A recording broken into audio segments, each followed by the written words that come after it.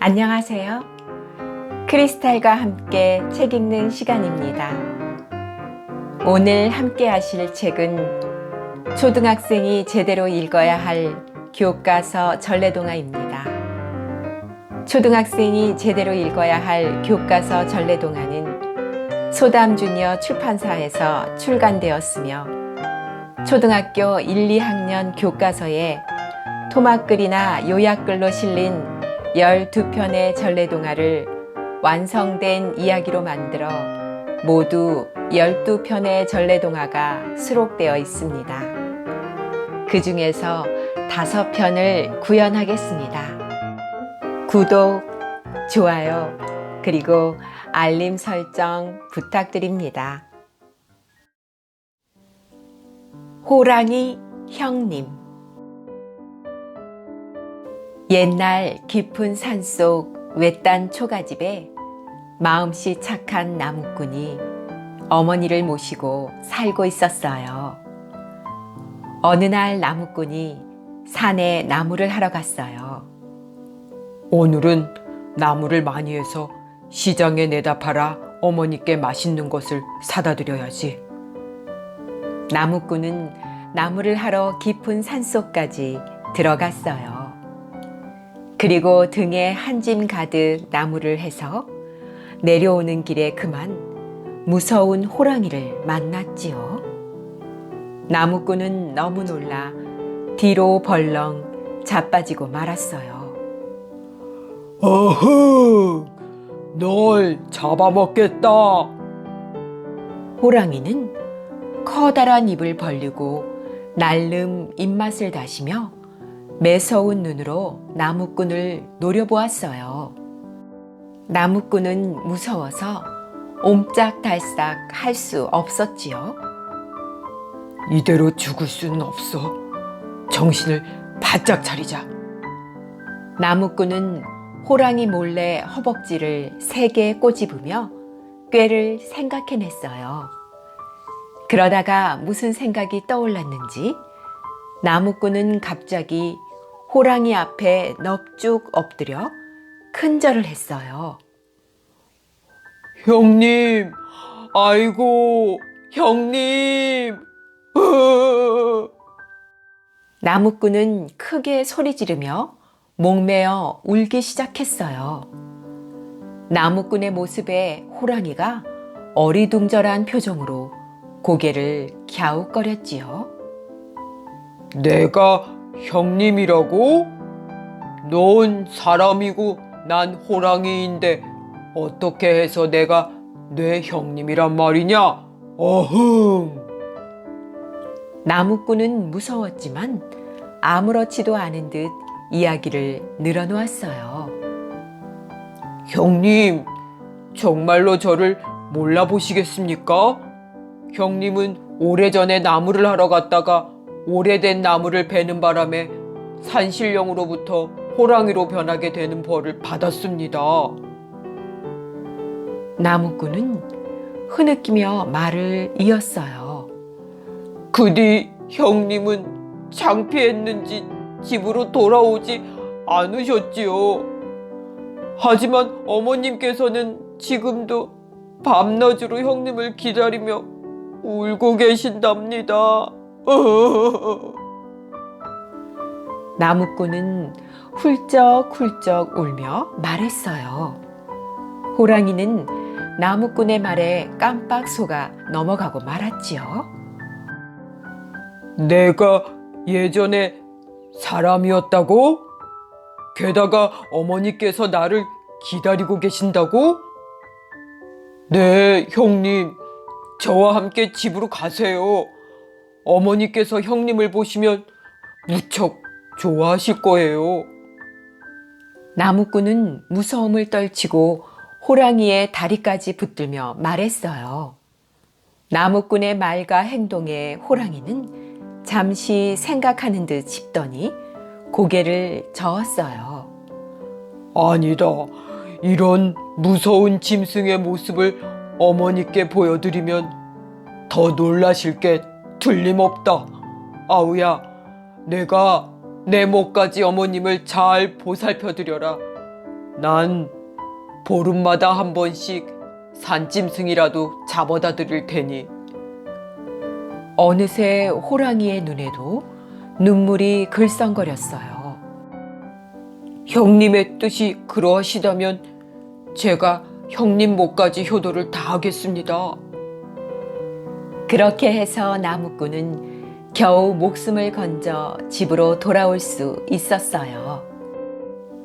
다음 날 아침, 나무꾼의 집 마당에 무엇인가 쿵 하고 떨어지는 소리가 났어요. 나무꾼이 문 밖을 내다보니 마당에 죽은 멧돼지가 놓여있지 않겠어요. 그리고 어디선가 호랑이의 울음소리가 들렸지요. 그제야 나무꾼은 어제 만났던 호랑이의 모습이 떠올랐어요. 그날 이후 호랑이는 한 달에 2번씩 나무꾼의 집 마당에 멧돼지, 사슴, 토끼 등의 산짐승을 놓아두었어요. 나무꾼은 산짐승을 팔아 어머니께 좋은 옷과 맛난 음식을 대접했지요. 이게 도대체 어떻게 된 일이냐? 나무꾼의 어머니가 궁금해하며 물었어요. 그러자 나무꾼이 지금까지 있었던 일을 말해주었지요. 짐승이라고 하나 효성이 사람 못지 않구나. 앞으로도 호랑이를 만나거든 형님처럼 대해주거라. 어머니는 나무꾼에게 신신당부했어요. 그리고 어머니는 그 뒤로 호랑이가 올 때가 되면 따뜻한 밥상을 차려 대문 앞에 놓아두었어요. 호랑이는 그럴 때마다 아무도 모르게 밥을 먹었지요. 어머님, 이 불효자식을 용서하십시오. 호랑이는 어머니가 있는 방을 향해 절을 한 뒤 산속으로 돌아갔어요. 몇 년 뒤 어머니가 돌아가셨어요. 그 사실을 알게 된 호랑이도 무척 슬퍼했지요. 어머니, 아직 효도를 다하지 못하고 제대로 인사도 못 드렸는데 어머니, 이 불효자식을 용서하십시오. 호랑이는 멀리서 나무꾼이 어머니의 장례를 치르는 것을 보며 엉엉 울기만 했어요. 그 뒤로 호랑이가 산짐승을 놓고 가는 일이 없어졌어요. 호랑이도 어머니가 돌아가신 것을 아는 모양이구나. 나무꾼은 호랑이에게 고맙다고 말하고 싶었어요. 열심히 산을 돌아다녔지만 호랑이는 볼 수 없었지요. 그러던 어느 날 나무꾼은 꼬리에 하얀 천조각을 메고 있는 새끼 호랑이 3마리를 만났어요. 새끼 호랑이들은 사람을 무서워하지 않았지요. 너희는 왜 꼬리에 하얀 천조각을 메고 있느냐? 나무꾼이 물었어요. 저희 할머니는 사람인데 할머니가 돌아가신 후에 아버지도 매일매일 울며 슬퍼하시다가 그만 얼마 전에 돌아가셨어요. 그래서 저희도 사람들처럼 하얀 천조각을 메고 있답니다. 나무꾼은 새끼 호랑이들의 아버지가 누구인지 알 수 있었어요. 나무꾼은 새끼 호랑이들을 꼭 안아주었어요. 형님이 돌아가셨구나. 형님이야말로 진정한 효자이십니다. 나무꾼의 눈에서는 끊임없이 눈물이 흘러내렸어요.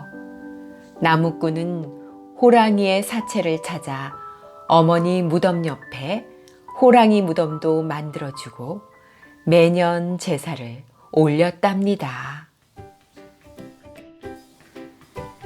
냄새 맡은 갑.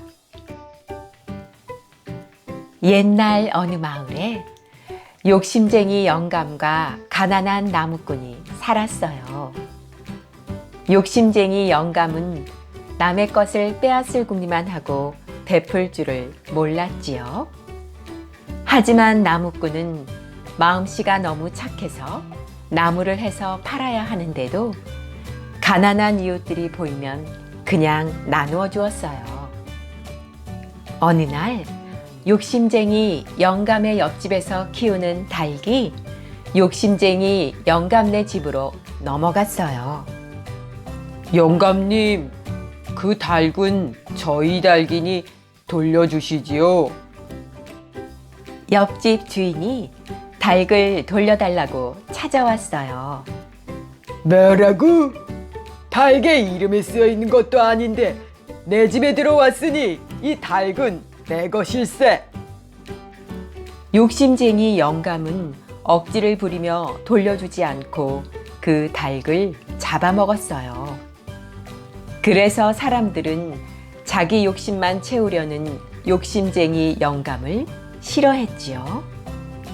어느 날 마음씨 착한 나무꾼이 산에 올랐다가 나무를 하고 날이 어두워져서야 마을에 내려왔어요.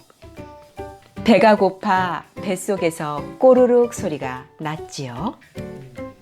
그런데 어디선가 고기 굽는 냄새가 났어요.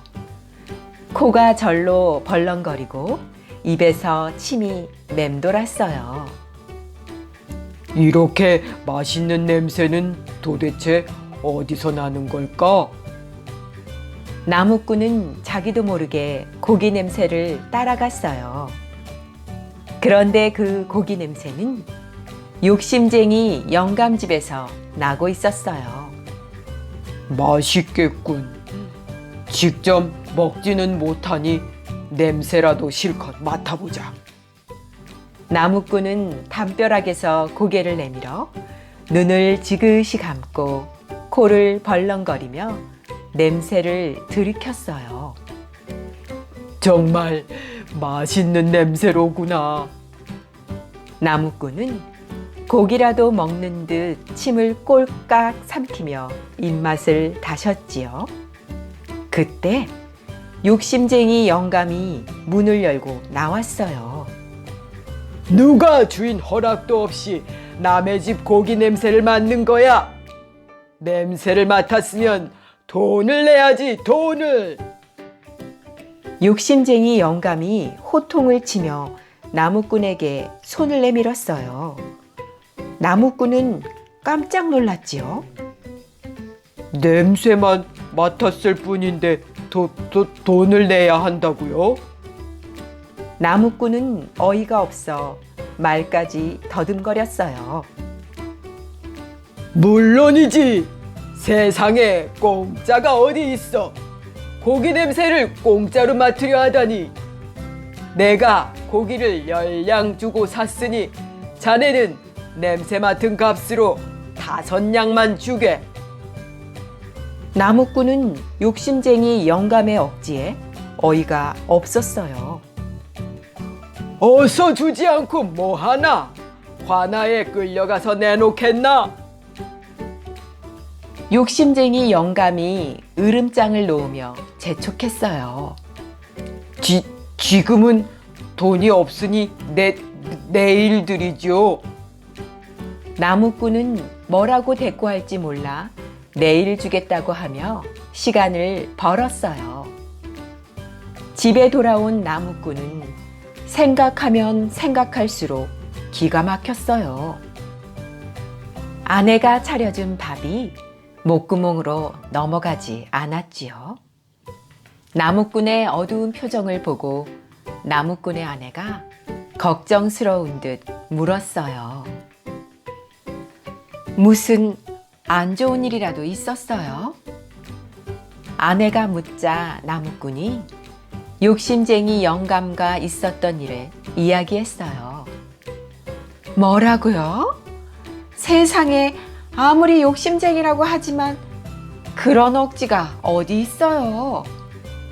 아내도 화가 나서 씩씩거렸어요. 하지만 뾰족한 방법이 떠오르지 않자 부부는 땅이 꺼져라 한숨을 푹푹 내쉬었지요. 그때 옆에서 밥을 먹으며 듣고 있던 아들이 희죽희죽 웃었어요. 넌 뭐가 그렇게 재미있어서 웃는 거냐? 아버지가 이맛살을 찌푸리며 물었어요. 아니에요, 아버지. 저에게 좋은 방법이 있어요. 그 문제는 제가 해결할 테니 걱정하지 마시고 진지 드세요. 하긴 굶는다고 해결될 일은 아니지만 걱정되니까. 부부는 밥이 잘 넘어가지 않았지요. 게다가 잠까지 오지 않아서 밤새 뒤척거렸어요. 하지만 아들은 코까지 골며 편하게 잠을 잤지요. 다음 날 아침이었어요. 아버지, 욕심쟁이 영감님 집에 다녀오려고 하니 5냥만 주세요. 아버지는 아들이 자기 대신 다녀오려는 것으로 생각하고 5냥을 내어주었어요. 아들은 욕심쟁이 영감님 집에 가서 온 동네가 떠나가도록 문을 두드렸어요. 그러자 욕심쟁이 영감이 나왔지요. 그뿐만 아니라 욕심쟁이 영감집 하인들과 마을 사람들까지 모여들었어요. 영감님, 여기 냄새 맡은 값을 가져왔으니 받으세요. 아들이 크게 말하자 영감이 아들 앞에 섰어요. 그래? 내가 아비 대신 왔구나. 어서 돈을 타오. 욕심쟁이 영감이 환하게 웃으며 손을 내밀었어요. 그러자 아들은 돈이 든 주머니를 주지 않고 욕심쟁이 영감의 귀에 대고 흔들어댔지요. 짤랑짤랑. 주머니를 흔들 때마다 엽전 소리가 났어요. 얘기 이 녀석아, 어른에게 무슨 장난이냐? 장난 그만 치고 어서 돈을 다오, 돈을. 그러자 아들은 희죽희죽 웃었어요. 이렇게 자꾸 들려달라고 하시면 제가 손해를 보는 것 같지만 영감님께서 그렇게 말씀하시니. 아들은 너스레를 떨며 엽전 주머니를 욕심쟁이 영감 귓가에 대고 더 세게 흔들었어요. 짤랑짤랑, 짤랑짤랑. 자, 엽전 5냥 소리 잘 들으셨지요? 아들의 말에 욕심쟁이 영감이 자기도 모르게 고개를 끄덕였어요. 분명히 들으셨지요? 아들이 다시 묻자 욕심쟁이 영감이 또다시 고개를 끄덕였지요. 그럼 제가 할 일은 끝났으니. 아들은 자기 할 일을 다 했다는 듯 휙 돌아 집으로 가려 했어요. 얘야, 돈을 주고 가야지. 욕심쟁이 영감이 어이없어 멍하니 있다가 고래고래 소리를 질렀어요. 그러자 아들이 걸음을 멈추고 다시 고개를 돌렸지요. 저희 아버지께는 고기는 안 먹고 냄새만 맡았는데도 냄새 맡은 값으로 5냥을 달라고 하셨지 않습니까? 그러니 영감님도 엽전 5냥 소리로 그 냄새값을 드리는 게 맞지 않습니까? 아들의 지혜로운 말에 욕심쟁이 영감은 어이가 없어 얼굴만 빨개졌어요. 주위에서 그 모습을 지켜보던 사람들은 고개를 끄덕이며 손뼉을 쳤지요. 어이구, 내께엔 내가 넘어갔구나. 욕심쟁이 영감은 돈 대신 사람들에게 망신만 잔뜩 당했답니다. 신기한 독. 옛날 어느 마을에 부지런하고 마음씨 착한 농부가 살았어요. 농부는 열심히 일한 덕에 마을의 부자 영감에게서 작은 밭을 샀지요. 농부는 괭이 하나를 짊어지고 밭으로 갔어요. 이 밭에 배추씨를 뿌리고 배추를 길러 팔면 돈을 벌 수 있을 거야. 농부는 기쁜 마음으로 밭을 일구기 시작했어요. 여기저기 밭을 파던 중 무엇인가 괭이에 툭 걸렸지요. 농부가 조심스레 살펴보니 커다란 독이었어요. 농부는 그 독을 조심조심 파냈지요. 이상하네. 왜 이게 밭에 묻혀 있었을까? 하나도 깨어지지 않았으니 집에 가서 써야겠다. 농부는 고개를 갸웃거리면서 괭이를 독에 넣어 어깨에 짊어지고 집으로 갔어요. 집에 돌아와 독 속에서 괭이를 꺼내던 농부는 깜짝 놀랐어요. 독 속에 똑같은 괭이가 두 자루 있었기 때문이었지요. 이상하네. 농부는 고개를 갸웃거리며 이번에는 낫을 한 자루 넣어보았어요. 그리고 속을 들여다보니 낫이 두 자루 들어있는 게 아니겠어요? 무엇이든 넣기만 하면 넣는 것과 똑같은 것이 만들어지는 요술독인가? 농부는 이번에는 엽전 하나를 넣었어요. 그랬더니 엽전이 두 개가 되었지요. 엽전 두 개를 넣으면 엽전 네 개가 나왔고, 엽전 네 개를 넣으면 엽전 8개가 나왔어요. 아, 이제 부자가 되겠구나.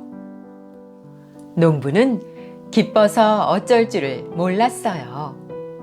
농부가 밭에서 신기한 독을 얻었다는 소문이 온 마을에 퍼지자 사람들이 무척 부러워했지요.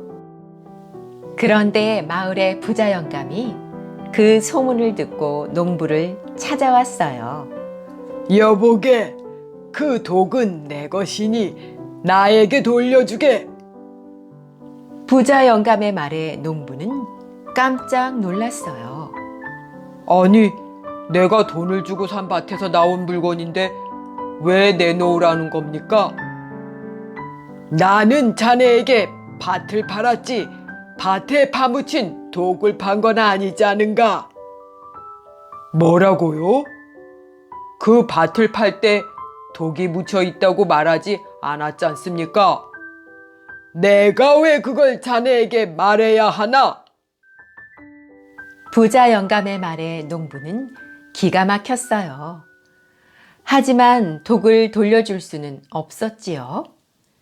그렇다고 부자 영감이 순순히 물러날 것 같지도 않았어요. 그렇다면 원님에게 가서 이 독이 누구의 독인지 물어봅시다. 농부의 말에 부자 영감도 손해볼 것 없다는 듯 고개를 끄덕였어요. 농부와 부자 영감은 독을 가지고 원님을 찾아가 독의 주인이 누구인지 판결을 부탁했어요. 원님, 이 독은 제가 산 밭에서 나왔으니 제 것입니다. 원님, 이 독은 제가 밭을 팔기 전에 묻어두었지만 독은 팔지 않았으니 분명 제 것입니다. 원님은 두 사람의 이야기를 듣고 곰곰이 생각했어요. 이 독을 내가 가질 수 있다면 굳이 원님 노릇을 하지 않아도 평생 편하게 살 수 있을 텐데. 원님은 독을 갖고 싶은 욕심이 생겼지요. 원님은 먼저 농부를 향해 말했어요. 내가 돈을 주고 독을 산 적도 없고 다른 사람이 잘못 알고 독을 묻었을 수 있으니 이 독은 내 것이라고 말하기가 어렵구나. 원님의 말에 부자 영감이 배시시 웃었어요. 원님은 이번에 부자 영감을 향해 말했어요. 그렇다고 영감이 독을 묻었다는 것을 증명할 수도 없으니 이 독은 영감 것이라고도 말할 수 없구나. 원님의 말에 농부와 부자 영감은 고개를 갸웃했어요. 너희 둘 다 이 독의 주인이라고 할 수 없으니 앞으로 이 독은 나라에서 보관하겠다. 농부와 부자 영감은 원님의 말에 따를 수밖에 없었어요.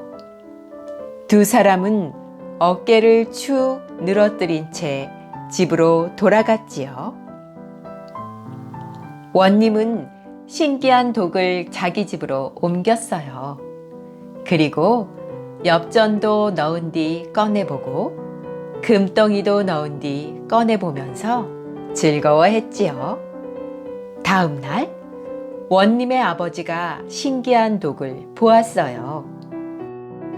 나이가 많은 원님의 아버지는 독에 호기심을 보였어요. 못 보던 독이구나. 독 안에 무엇을 넣어 놓았을까? 원님의 아버지는 독 속을 보려고 얼굴을 들이밀었다가 그만 독 속으로 빠지고 말았어요. 으아! 날 꺼내주거라! 원님의 아버지가 소리치자 하인들이 와서 원님의 아버지를 꺼냈어요. 그런데 독 속에서 또 소리가 났어요. 으아!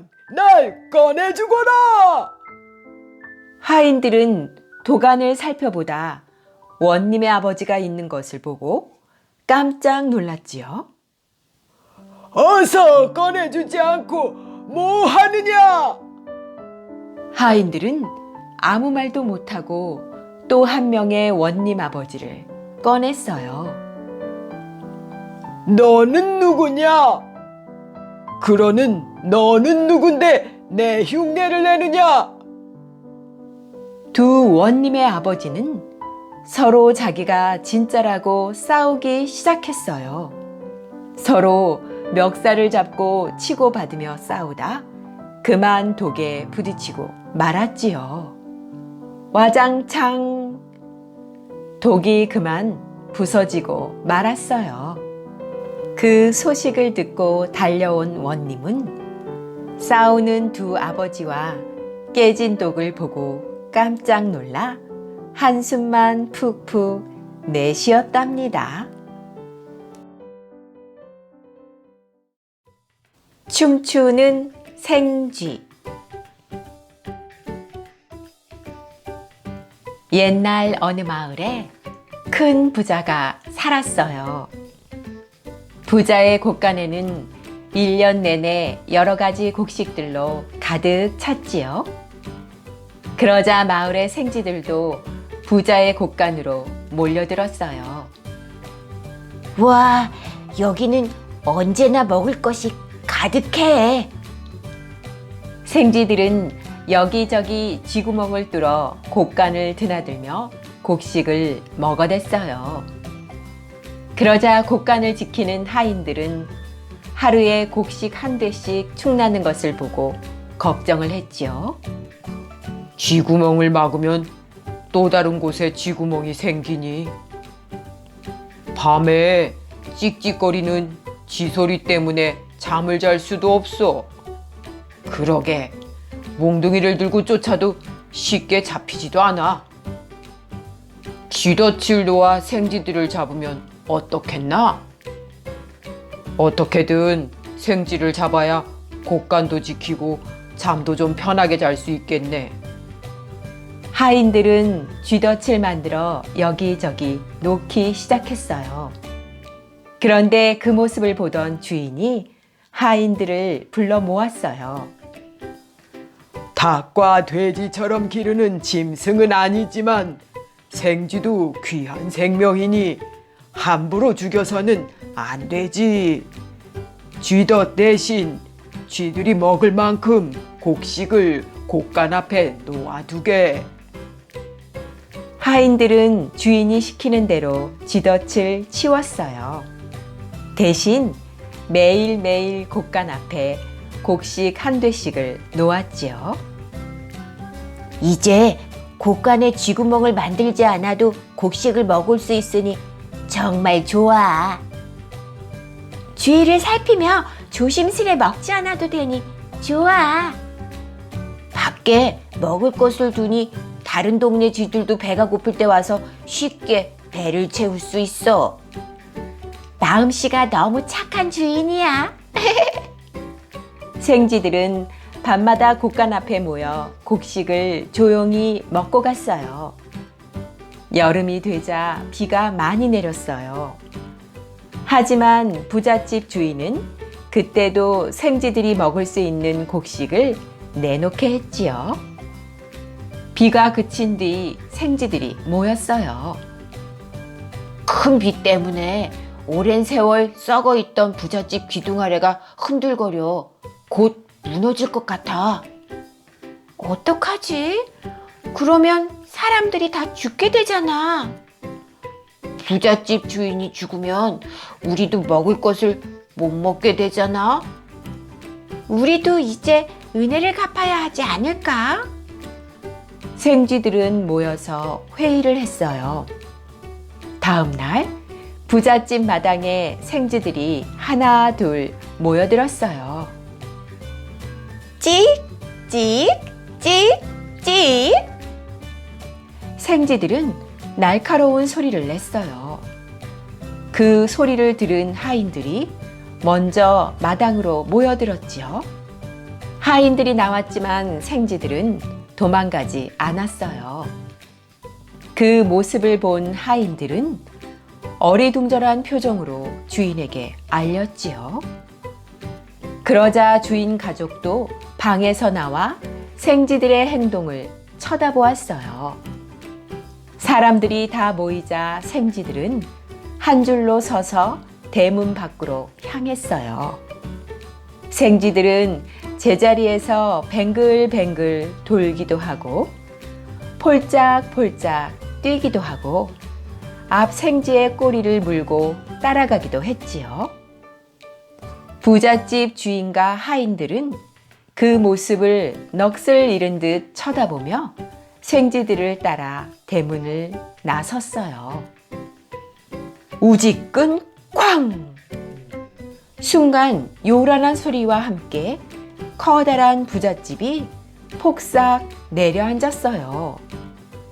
땅이 흔들리고 먼지가 자욱하게 올랐지요. 부잣집 주인 가족과 하인들은 뒤를 쳐다보고 깜짝 놀랐어요. 아니, 어떻게 저럴 수가? 그렇다면 생쥐들이 우리를 일부러 집 밖으로 나오게 한 거란 말인가? 생쥐들이 우리 목숨을 살렸어. 생쥐들이 은혜를 갚은 거야. 사람들은 저마다 놀란 가슴을 누르며 생쥐들에게 고마운 마음을 전했어요. 생쥐들도 자기들이 은혜를 갚았다는 기쁨에 즐거워 했답니다.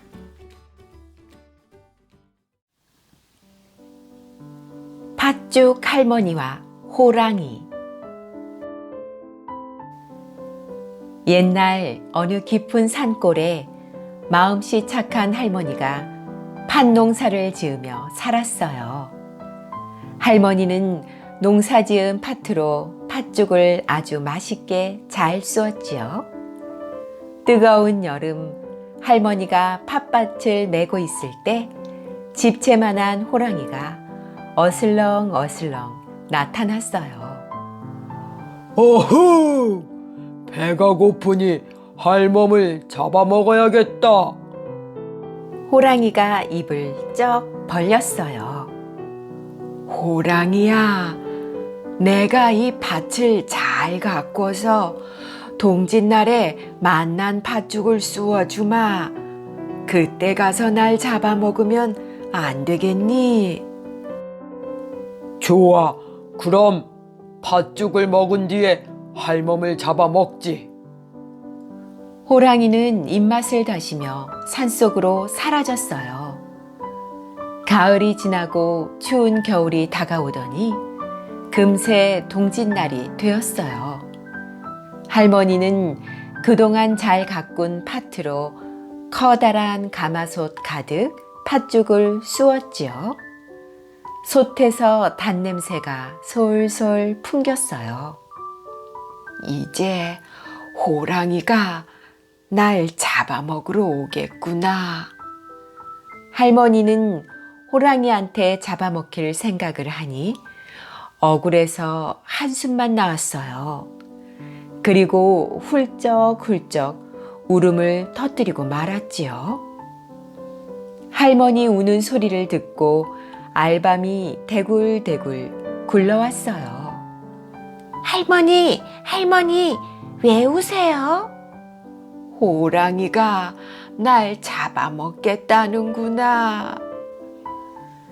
맛있는 팥죽 한 그릇 주시면 호랑이가 못 잡아먹게 해드릴게요.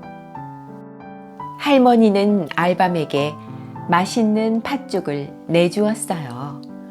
알밤은 팥죽을 후루룩 맛있게 먹은 뒤 아궁이 속에 숨었지요. 이번에는 할머니 우는 소리를 듣고 자라가 엉금엉금 기어왔어요. 할머니, 할머니, 왜 우세요? 호랑이가 날 잡아먹겠다니 두렵구나.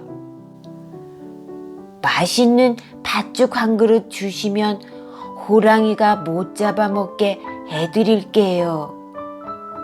할머니는 자라에게 맛있는 팥죽을 내주었어요. 자라는 팥죽을 후루룩 맛있게 먹은 뒤 물동이 속에 숨었지요. 이번에는 할머니 우는 소리를 듣고 새똥이 철벅철벅 다가왔어요. 할머니, 할머니, 왜 우세요? 호랑이가 날 잡아먹으러 오고 있을 거야. 맛있는 팥죽 한 그릇 주시면 호랑이가 못 잡아먹게 해드릴게요. 할머니는 새똥에게 맛있는 팥죽을 내주었어요. 새똥은 팥죽을 후루룩 맛있게 먹은 뒤 부엌 바닥에 납작 엎드렸지요. 이번에는 할머니 우는 소리를 듣고 송곳이 콩콩콩 다가왔어요. 할머니, 할머니, 왜 우세요? 호랑이 밥이 될 생각을 하니 너무 슬프구나.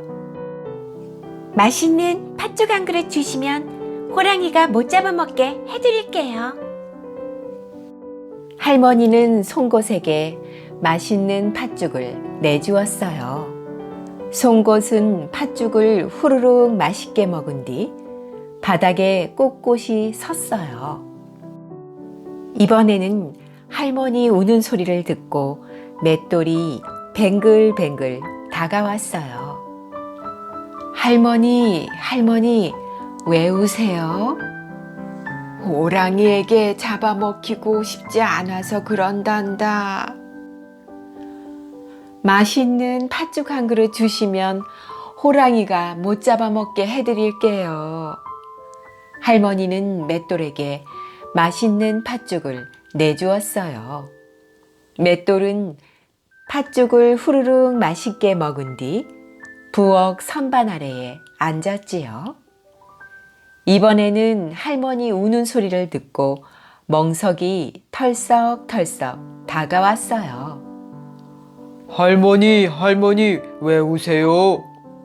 호랑이에게 잡아먹히지 않을 방법은 없겠지. 맛있는 팥죽 한 그릇 주시면 호랑이가 못 잡아먹게 해드릴게요. 할머니는 멍석에게 맛있는 팥죽을 내주었어요. 멍석은 팥죽을 후루룩 맛있게 먹은 뒤 부엌 앞마당에 넙죽 엎드렸지요. 이번에는 할머니 우는 소리를 듣고 지게가 어정어정 다가왔어요. 할머니, 왜 우세요? 호랑이에게 잡아먹힐 생각을 하니 억울한 생각이 드는구나. 맛있는 팥죽 한 그릇 주시면 호랑이가 못 잡아먹게 해드릴게요. 할머니는 지게에게 맛있는 팥죽을 내주었어요. 지게는 팥죽을 후루룩 맛있게 먹은 뒤 뒷마당 한 구석에 가만히 섰지요. 동짓날 밤이 되었어요. 호랑이가 할머니네 집 마당에 어슬렁어슬렁 나타났지요. 어흥, 어흥. 할머니가 있는 방으로 향하던 호랑이는 부엌에서 맛있는 팥죽 냄새가 나자 고개를 돌렸어요. 팥죽부터 맛보고 할멈을 잡아먹어야겠군.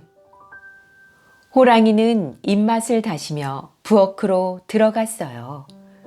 호랑이가 가마솥에 다가가자 아궁이 속에 알밤이 툭 튀어나와 호랑이의 눈을 딱 때렸어요. 아이고 눈이야. 호랑이가 눈을 씻으려고 물동이에 앞발을 넣었어요. 그러자 자라가 앞발을 꽉 물어버렸지요. 아이고 말이야. 호랑이는 아파서 펄쩍펄쩍 뛰다가 쇠똥을 밟고 미끄러져 꽈당 넘어졌어요.